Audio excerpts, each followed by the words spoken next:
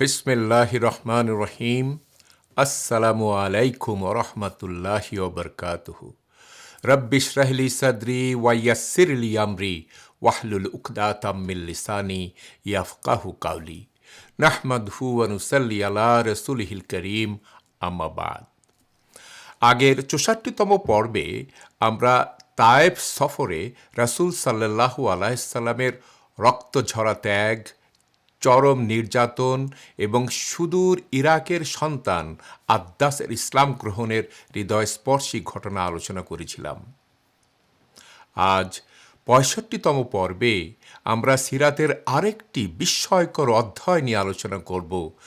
তায়েফ থেকে মক্কায় ফেরার পথে নাখলা নামক স্থানে জিন জাতির কোরআন শ্রবণ ও ইসলাম গ্রহণ এবং মক্কার কুরাইশ নেতা মুতাইম ইবনে আদির রাজনৈতিক আশ্রয়ে রাসূলুল্লাহ সাল্লাল্লাহু আলাইহি সাল্লামের পুনরায় মক্কায় প্রবেশ। যদিও তায়েফের ঘটনাটাকে জাগতিক বা রাজনৈতিক দৃষ্টিকোণ থেকে সফল বলা যায় না, তবুও এই সফরের ফলেই রাসূল সাল্লাল্লাহু আলাইহি সাল্লামের সাথে আদ্দাসের দেখা হয়েছিল এবং তিনি ইসলাম ধর্ম গ্রহণ করেছিলেন।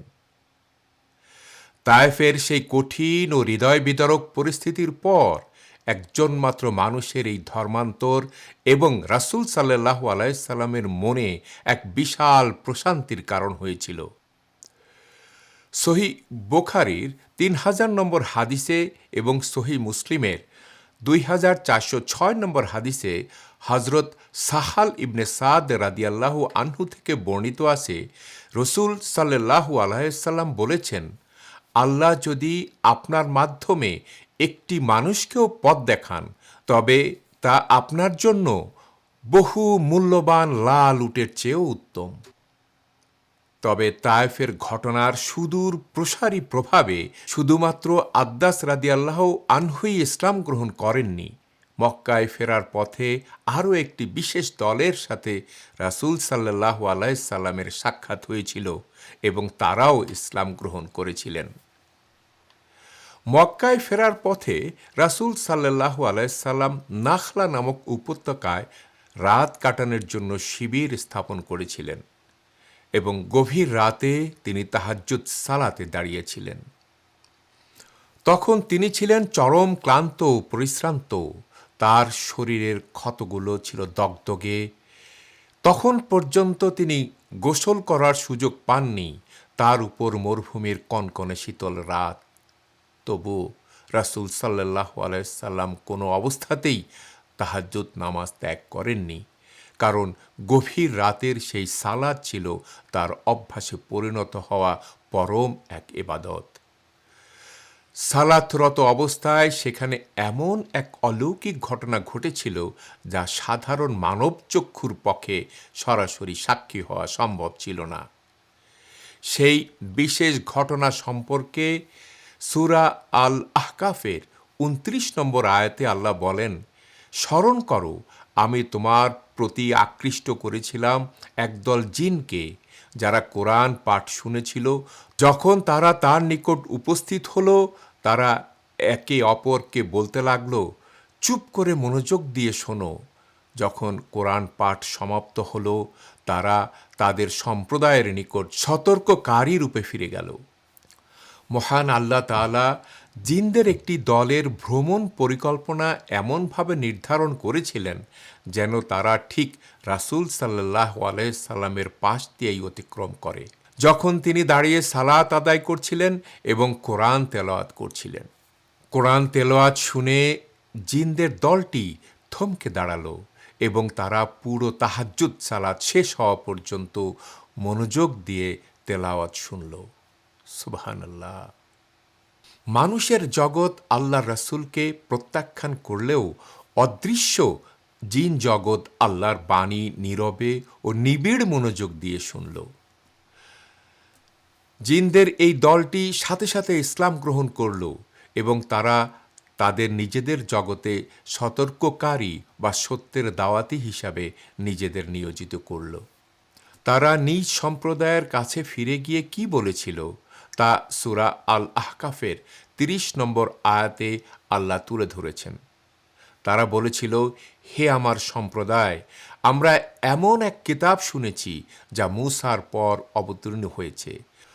তা পূর্ববর্তী কিতাবগুলোর সত্যতা নিশ্চিত করে, সত্যের দিকে আর সঠিক পথের দিকে পরিচালিত করে। এরপর সূরা আল আহকাফের ৩১ নম্বর আয়াতে তারা আরও বলেছিল, হে আমাদের সম্প্রদায়, আল্লাহর দিকে আহ্বানকারীর ডাকে সাড়া দাও এবং তার প্রতি ঈমান আনো। আল্লাহ তোমাদের গুনাহ মাফ করে দিবেন এবং তোমাদেরকে যন্ত্রণাদায়ক আযাব থেকে রক্ষা করবেন। এই আয়াতের বর্ণনা থেকে পরিষ্কার বোঝা যায় যে এরা ছিল মূলত তাওরাতের প্রতি ঈমান আনা ইহুদি জিন। আর এই ইহুদি জিনরা যখন কোরআন তেলাওয়াত শুনেছিল, তখন তারা কোরআনের অলৌকিক ভাষা, সুগভীর বক্তব্য এবং ঐশী উপস্থাপনা শুনেই চিনতে পেরেছিল যে এই বাণী সেই একই মহান সত্তার কাছ থেকে এসেছে যিনি হজরত মূসা আলাইহিস সালামের উপর তাওরাত নাজিল করেছিলেন। তাই তারা এক মুহূর্ত দেরি না করে ইসলাম গ্রহণ করলেন এবং স্বজাতির কাছে ফিরে গিয়ে ইসলাম প্রচারের কাজে নিজেদের নিয়োজিত করলেন। রাসূল সাল্লাল্লাহু আলাইহি সাল্লামের জীবনের এই দুটি ধর্মান্তরের ঘটনা ছিল বিশাল এক প্রতীকী বার্তা, যার মধ্য দিয়ে আল্লাহ তাআলা তার অনুগ্রহ বর্ষণের গতি ও ব্যাপকতা রাসূল সাল্লাল্লাহু আলাইহি সাল্লাম তথা সমগ্র মানব জাতির সামনে তুলে ধরেছিলেন।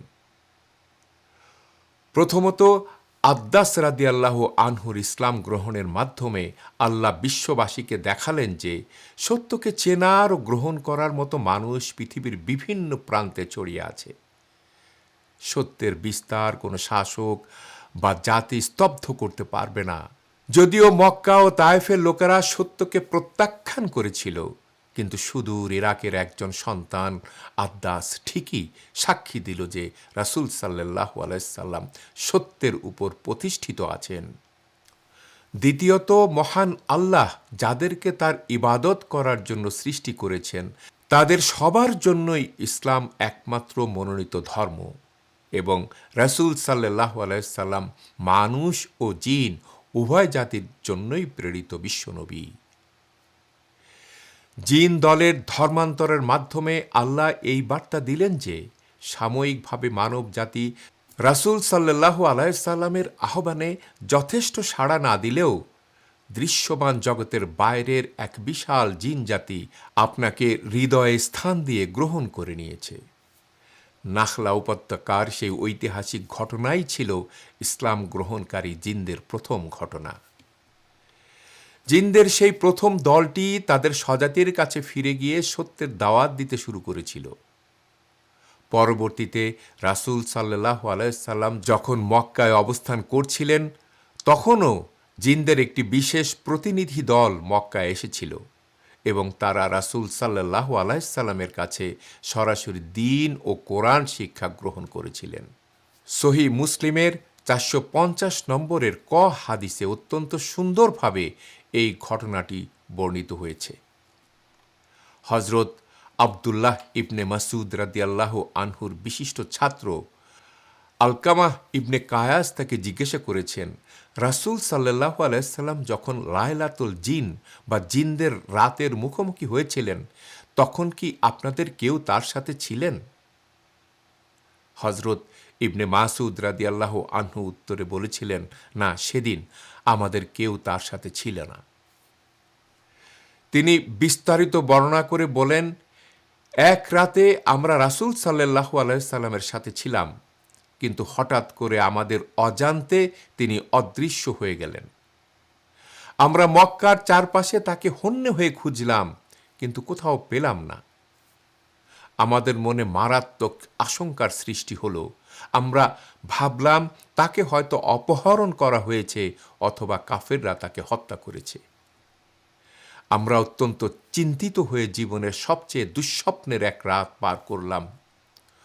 অবশেষে রাতের আধার কেটে যখন প্রত্যুষ হলো, তখন আমরা দেখলাম রাসূল সাল্লাল্লাহু আলাইহি সাল্লাম হিরা গুহার দিক থেকে হেঁটে আসছেন। আমরা ব্যাকুল হয়ে বললাম, ইয়া রাসূলাল্লাহ, আপনি কোথায় ছিলেন? আমরা তো দুশ্চিন্তায় প্রায় শেষ হয়ে গিয়েছিলাম। রাসূল সাল্লাল্লাহু আলাইহি সাল্লাম জবাবে বললেন, জিনদের একজন প্রতিনিধি আমার কাছে এসেছিলেন। সে জানালো যে তাদের একটি দল আমার জন্য অপেক্ষা করছে। তাই আমি তাদের সাথে দেখা করতে বের হয়েছিলাম এবং সেখানে গিয়ে তাদের কোরআন তিলাওয়াত করে শুনিয়েছি। এরপর রাসূল সাল্লাল্লাহু আলাইহি সাল্লাম আমাদের সাথে নিয়ে হেঁটে তাদের সমাবেশ স্থলে গেলেন এবং জিনরা সেখানে যে আগুন জ্বালিয়েছিল তার দাগ ও চিহ্নসমূহ আমাদের দেখালেন। জামি আত-তিরমিজির ৩২৫৮ নম্বর হাদিসে এই সংক্রান্ত আরেকটি চমৎকার বিবরণ পাওয়া যায়। সেখানে বর্ণনা করা হয়েছে, রাসূল সাল্লাল্লাহু আলাইহি সাল্লাম সাহাবীদের বলেছিলেন, তোমাদের মধ্যে যারা জিনদের বিষয়টি সরাসরি দেখতে চাও তারা আমার সাথে আসতে পারো। এই প্রস্তাব শুনে হযরত আব্দুল্লাহ ইবনে মাসউদ রাদিয়াল্লাহু আনহু রাসূল সাল্লাল্লাহু আলাইহি সাল্লামের সাথে রওনা হলেন। ইবনে মাসউদ রাদিয়াল্লাহু আনহু বলেন, আমরা হাঁটতে হাঁটতে মক্কার বাইরের এক উপত্যকায় গিয়ে পৌঁছলাম। সেখানে পৌঁছে রাসূল সাল্লাল্লাহু আলাইহি সাল্লাম মাটিতে একটি সুরক্ষা রেখা টেনে দিলেন এবং আমাকে বললেন, আপনি এখানে বসে থাকুন, আমি ফিরে না আসা পর্যন্ত কোনো অবস্থাতেই এই রেখার বাইরে যাবেন না। এরপর রাসূল সাল্লাল্লাহু আলাইহি সাল্লাম সামনের দিকে এগিয়ে গিয়ে উচ্চ কণ্ঠে কোরআন তেলাওয়াত শুরু করলেন। কিছুক্ষণ পর তার চারপাশে কালো মেঘের একটি ঘূর্ণির আবির্ভাব হলো এবং সেই ঘূর্ণিটি রাসূল সাল্লাল্লাহু আলাইহি সাল্লামকে বেষ্টন করে ফেলল। ইবনে মাসউদ রাদিয়াল্লাহু আনহু বলেন, আমি রাসূল সাল্লাল্লাহু আলাইহি সাল্লামকে সরাসরি দেখতে পাচ্ছিলাম না, তবে তার সুরেল তেলাওয়াতের আওয়াজ স্পষ্টভাবে শুনতে পাচ্ছিলাম। প্রকৃতপক্ষে সেই কালো মেঘের ঘূর্ণিটি দুটি ভাগে ভাগ হয়ে গিয়েছিল। জিনদের মূল অংশটি রাসূল সাল্লাল্লাহু আলাইহি সাল্লামকে সাথে নিয়ে দৃষ্টির আড়ালে এক জায়গায় চলে গিয়েছিল, আর অন্য একটি অংশ দৃশ্যমান দূরত্বে অবস্থান করছিল। যখন ঘূর্ণিটি একীভূত ছিল তখন রাসূল সাল্লাল্লাহু আলাইহি সাল্লামকে দেখা না গেলেও তেলাওয়াত শোনা যাচ্ছিল। ফজরের সালাতের পর যখন রাসূল সাল্লাল্লাহু আলাইহি সাল্লাম ফিরে এলেন তখন তিনি ইবনে মাসউদ রাদিয়াল্লাহু আনহুকে জিজ্ঞাসা করলেন, জিনদের অন্য দলটি কোথায় গেছে? ইবনে মাসউদ রাদিয়াল্লাহু আনহু দূরে অবস্থান করা মেঘের ঘূর্ণিটির দিকে ইঙ্গিত করলেন। এরপর রাসূল সাল্লাল্লাহু আলাইহি সাল্লাম মুসলিম জিনদের খাবারের বিধানের কথা স্মরণ করে তাদের কিছু হাড় এবং পশুর শুকনা গোবর প্রদান করলেন। কারণ তৎকালীন মুসলিম জিনরা রাসূল সাল্লাল্লাহু আলাইহি সাল্লামকে অত্যন্ত বিনয়ের সাথে জিজ্ঞাসা করেছিলেন, ইয়া রাসূলুল্লাহ, আমরা আমাদের হালাল রিজিক বা খাদ্য কোথা থেকে পাব? সহিহ মুসলিমের ৪৫০ নম্বর হাদিসে এসেছে, রাসূল সাল্লাল্লাহু আলাইহি সাল্লাম তাদের জবাবে বলেছিলেন, আমার উম্মত আল্লাহর নাম স্মরণ করে যে হাড়গুলো ফেলে দিবে তা তোমাদের হাতে পৌঁছানো মাত্র মাংসপূর্ণ হয়ে যাবে, আর পশুর গোবর হবে তোমাদের গবাদি পশুর খাদ্য। জিনদের এই প্রশ্নের মূল কারণ ছিল শয়তান ও কাফির জিনরা কেবল সেই সব খাবার খায় যার উপর আল্লাহর নাম নেওয়া হয় না। তাই যারা ঈমান এনেছিল তারা নিজেদের উম্মতের জন্য হালাল রিজিক জেনে নেওয়ার জন্যই রাসূল সাল্লাল্লাহু আলাইহি সাল্লামের কাছে এই প্রশ্ন করেছিল। আর হাদিসের এই স্পষ্ট বক্তব্য থেকে প্রমাণিত হয় যে মানব জগতের মতো জিনদের জগতেও গবাদি পশু রয়েছে। সহিহ বুখারী ও সহিহ মুসলিমের নির্ভরযোগ্য সনদের দ্বারা প্রমাণিত এই ঘটনা আমাদের শিক্ষা দেয় যে মহাগ্রন্থ কোরআন কেবল মানুষের জন্য নয়, বরং এই অদৃশ্য জিন জগতের জন্যও এক মহা হেদায়েত গ্রন্থ। বনু হাশিম গোত্রের নতুন প্রধান আবুল আহাব কর্তৃক গোত্রের নিরাপত্তা বাতিলের পর রাসূল সাল্লাল্লাহু আলাইহি সাল্লাম হযরত যায়েদ ইবনে হারিতা রাদিয়াল্লাহু আনহুকে সাথে নিয়ে তায়েফে গিয়েছিলেন। তৎকালীন আরবের সামাজিক ও রাজনৈতিক নিয়ম অনুযায়ী কোনো গোত্র প্রধানের সুরক্ষা বা আজওয়ার ছাড়া পুনরায় মক্কায় প্রবেশ করার কোনো আইনি বৈধতা রাসূল সাল্লাল্লাহু আলাইহি সাল্লামের ছিল না। মক্কা থেকে বের হয়ে বেশ কিছুদিন বিচ্ছিন্ন থাকার কারণে আনুষ্ঠানিকভাবে তিনি মক্কার সামাজিক ব্যবস্থা থেকে পৃথক হয়ে পড়েছিলেন এবং এক প্রকার রাষ্ট্রহীন নাগরিক হিসাবে বিবেচিত হচ্ছিলেন। তাই হজরত জায়েদ রাদিয়াল্লাহু আনহু অত্যন্ত চিন্তিত হয়ে জিজ্ঞাসা করলেন, ইয়া রাসূলুল্লাহ, আমরা কিভাবে মক্কায় প্রবেশ করব? আপনাকে তো সেখান থেকে বহিষ্কার করা হয়েছে। রাসূলুল্লাহ সাল্লাল্লাহু আলাইহি সাল্লাম পরম ঈমানী দৃঢ়তায় উত্তর দিলেন, আল্লাহ আমাদের জন্য অবশ্যই একটি উপায় বের করে দেবেন। নিশ্চয়ই আল্লাহ তার রাসূলকে সাহায্য করবেন এবং সত্যকে করবেন মহিয়ান। মক্কায় কোনো সুরক্ষা নাই। তায়েব থেকে বিতাড়িত হয়ে আক্ষরিক অর্থেই উন্মুক্ত মরুভূমিতে পড়ে আছেন, তবুও মহান আল্লাহর উপর ছিল তার চূড়ান্ত তাওয়াক্কুল। এরপর রাসূল সাল্লাল্লাহু আলাইহি সাল্লাম মক্কার ২-৩ জন ক্ষমতাবান প্রভাবশালী ব্যক্তির কাছে বার্তা পাঠালেন। প্রথম বার্তা পাঠানো হলো আল আকসান ইবনে সুরাইকের কাছে, কিন্তু সে জানালো, আমি আপনাকে সুরক্ষা দেওয়ার মতো অবস্থানে নেই। এরপর বার্তা পাঠানো হলো সোহাইল ইবনে আমরের কাছে, কিন্তু সেও নিরাপত্তা দিতে নিজের অক্ষমতা প্রকাশ করল। উল্লেখ্য যে আল আখনাস ও সোহাইল দুজনই পরবর্তীতে ইসলাম গ্রহণ করেছিলেন। রাসূল সাল্লাল্লাহু আলাইহি সাল্লাম কট্টর ইসলাম বিদ্বেষীদের কাছে বার্তা না পাঠিয়ে কেবল তাদের কাছেই পাঠিয়েছিলেন যাদের অন্তরে কিছুটা সহানুভূতি ছিল। এরপর রাসূল সাল্লাল্লাহু আলাইহি সাল্লাম মুতঈম ইবনে আদির কাছে বার্তা পাঠালেন, আমি কি আপনার কাছ থেকে নিরাপত্তা পেতে পারি? স্মরণ করা যেতে পারে যে বয়কটের কঠিন সময়ে মুসলমানদের খাদ্য পৌঁছে দেওয়া এবং বয়কট চুক্তি বাতিলের ক্ষেত্রে মুতঈম ইবনে আদি মুখ্য ভূমিকা রেখেছিলেন। রাসূল সাল্লাল্লাহু আলাইহি সাল্লামের আবেদন পেয়ে মুতঈম ইবনে আদি সানন্দে রাজি হলেন। তিনি তার ছেলেদের ডেকে বললেন, তোমরা তোমাদের অস্ত্র পরিধান করে মুহাম্মাদের কাছে যাও এবং তাকে পূর্ণ নিরাপত্তায় পাহারা দিয়ে মক্কায় নিয়ে এসো। মুতঈমের সশস্ত্র ছেলেরা রাসূল সাল্লাল্লাহু আলাইহি সাল্লামকে বেষ্টন করে অত্যন্ত সম্মানের সাথে মক্কায় নিয়ে এলো। মুতঈম নিজে কাবার প্রাঙ্গণে গিয়ে রাসূল সাল্লাল্লাহু আলাইহি সাল্লামকে অভ্যর্থনা জানিয়ে বললেন, আপনি তাওয়াফ করুন, আমি আপনার সুরক্ষা দিচ্ছি। রাসূল সাল্লাল্লাহু আলাইহি সাল্লাম তাওয়াফ শেষ করার পর মুতঈম উঠে দাঁড়িয়ে প্রকাশ্যে ঘোষণা দিলেন, হে মক্কাবাসী, শোনো, আমি মুহাম্মদকে আমার নিরাপত্তা ও আশ্রয়ে গ্রহণ করেছি। আবু সুফিয়ান জিজ্ঞাসা করল, তুমি কি তার অনুসারী হয়েছ নাকি পৌত্তলিক হিসাবেই তাকে রক্ষা করছ? মুতঈম উত্তরে বললেন, না, আমি ধর্মান্তরিত হইনি, কেবল নিরাপত্তা দিচ্ছি। তখন আবু সুফিয়ান বলল, সেক্ষেত্রে আমরা তোমার এই নিরাপত্তা মেনে নিলাম। রাসূল সাল্লাল্লাহু আলাইহি সাল্লাম প্রায় ১.৫ থেকে ২ বছর মুতঈমের আশ্রয়ে মক্কায় অবস্থান করেছিলেন, যতক্ষণ না আল্লাহ তাআলা হিজরতের অনুমতি দেন। মুতঈম ইবনে আদি কাফির হিসাবে মৃত্যুবরণ করায় রাসূল সাল্লাল্লাহু আলাইহি সাল্লাম তার জানাজা পড়েননি বা দোয়া করেননি, কিন্তু তার এই মানবিক ইহসানের কথা ভুলেও যাননি। সহিহ বুখারীর ৩১৩৯ নম্বর হাদিসে এসেছে, বদর যুদ্ধে যখন ৭০ জনের বেশি কুরাইশ বন্দী হল, তখন রাসূল সাল্লাল্লাহু আলাইহি সাল্লাম মুতঈমের অবদান স্মরণ করে বলেছিলেন, আজ যদি মুতঈম ইবনে আদি বেঁচে থাকতেন এবং এই বন্দীদের মুক্তির ব্যাপারে আমার কাছে একটি সুপারিশও করতেন, তবে আমি তার খাতিরে কোনো মুক্তিপণ ছাড়াই এদের সবাইকে ছেড়ে দিতাম।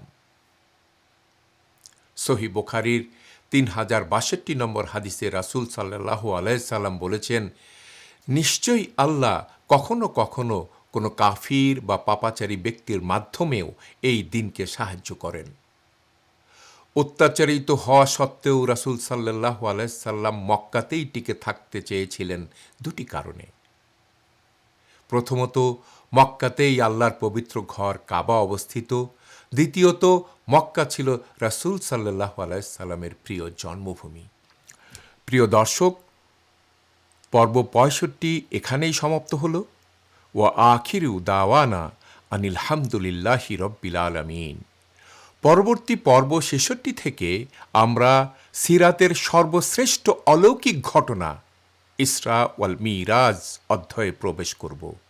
ইনশাআল্লাহ মহাগ্রন্থ ও হাদিসের আলোকে এই বরকতময় ইসরা ওয়াল মিরাজের ধারাবাহিক আলোচনা পর্ব ৭৭ পর্যন্ত অব্যাহত থাকবে।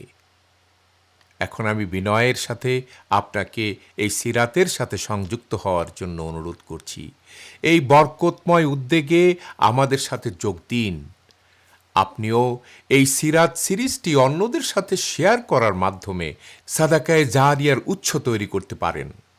প্লিজ আমাদের চ্যানেলটি সাবস্ক্রাইব করুন, নোটিফিকেশন বেলটি চেপে রাখুন যাতে কোনো পর্ব মিস না হয়, আর এই ভিডিওটি আপনার প্রিয়জনদের মাঝে ছড়িয়ে দিন। আল্লাহ আমাদের সকলকে রাসূল সাল্লাল্লাহু আলাইহি সাল্লামের দেখানো পথ ধরে চলার তৌফিক দান করুন। আমিন। জাযাকুমুল্লাহু খায়রান। আসসালামু আলাইকুম ওয়া রাহমাতুল্লাহি ওয়া বারাকাতুহু।